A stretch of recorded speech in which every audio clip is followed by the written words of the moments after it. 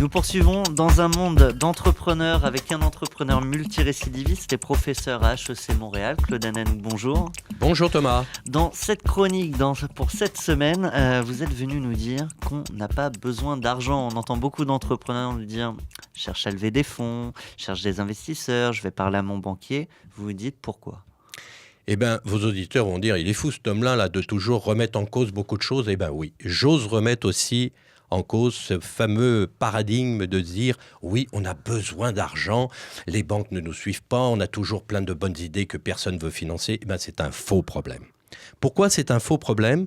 Parce que d'après nos études, on a à peu près 70% des projets, je parle bien de démarrage Thomas, de démarrage. Après, on pourra voir qu'il peut y avoir des plans de développement, de financement, d'agrandissement. Mais pour le démarrage, 70% des gens démarrent avec moins de 1 000 euros, de 1 000 $, 1 000 livres anglaises.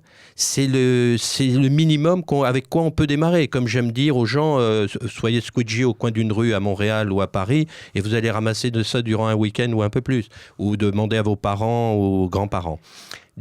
90% des projets ont démarré avec moins de 10 000 euros, 10 000 $. D'accord ? Donc c'est un faux problème. Pourquoi ? Parce que bien souvent, et c'est ça le problème du plan d'affaires qui est anti-entrepreneurial, c'est qu'il nous fait bâtir un projet à sa maturité. Et comme j'y aime dire, tout être humain a commencé à être par un petit fœtus, pas gros. Ça coûte pas cher à nourrir. Une femme enceinte ne coûte pas plus cher à nourrir qu'une femme qui n'est pas enceinte. C'est vrai que le garçon de 18 ans, là, quand vous commencez à le nourrir, lui, il en demande un peu plus. Et on commence avec le plan d'affaires à déjà dire combien il nous faudra pour le nourrir. Alors, dans ce fœtus, ça ne coûte pas cher. Or, tout projet, au début, peut être démarré avec très peu, surtout aujourd'hui. On le verra dans une autre, peut-être, capsule ou chronique, qu'on peut trouver aujourd'hui ce petit 1 000 $ ou petit 10 000 $ ou 10 000 euros. Donc, tout projet, au départ, a cet ADN qu'on a et on va le trouver avec le financing guérilla qu'on verra plus tard. Donc c'est un faux problème. Ne vous arrêtez pas sur le financement. C'est-à-dire qu'on essaie de voir trop grand, on est trop ambitieux ? Mais oui, c'est-à-dire, on dit, je vais produire, donc j'ai besoin d'une usine. Ben non, vous allez faire de la sous-production dans le sens de trouver un sous-traitant, de l'impartition, quoi que ce soit. J'ai besoin de locaux. Ben non, on va squatter chez nous au début, on va squatter chez un ami, entre guillemets.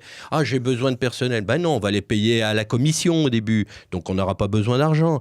C'est vrai qu'on fera peut-être un peu moins, nos marges seront peut-être diminuées, mais au moins, on démarre. Et tous les grands entrepreneurs ont démarré avec rien, que ce soit Steve Jobs d'Apple, Mark Zuckerberg de Facebook, on prend des grands noms parce que tout le monde les connaît, ils ont commencé sans argent au début. Et c'est la fin de cette chronique. Merci. Merci.